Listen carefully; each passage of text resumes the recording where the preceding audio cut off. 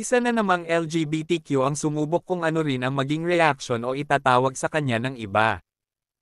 Matapos mag-viral itong photo patungkol sa restaurant drama ni Jude Bacalso na isang host, TV at radio presenter kung saan kasama dito ang waiter na sabi ng mga netizens pinatayo niya raw ng 2 oras dahil lamang sa tinawag siyang sir.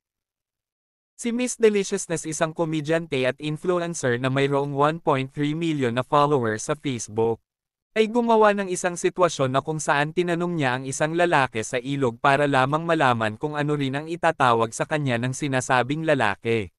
Ano naman yung mga isdang nahuhuli dito sa pamante natin? Tilapia po, sir. Aray. Tumawa na lang siya nang marinig niya mismo sa bunganga ng lalaki na tinawag siyang sir matapos niya itong tanungin. At dahil doon sabi niya dapat respetuhin natin ang bawat desisyon ng isa't isa.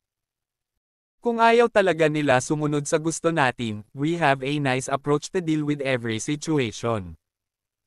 Life is already challenging, and I don't want to complicate my limited time to forcing other people to believe me, dagdag pa niya.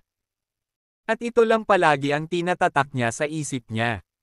Knowing what is right doesn't mean you're a good person, but being kind will make you a better person.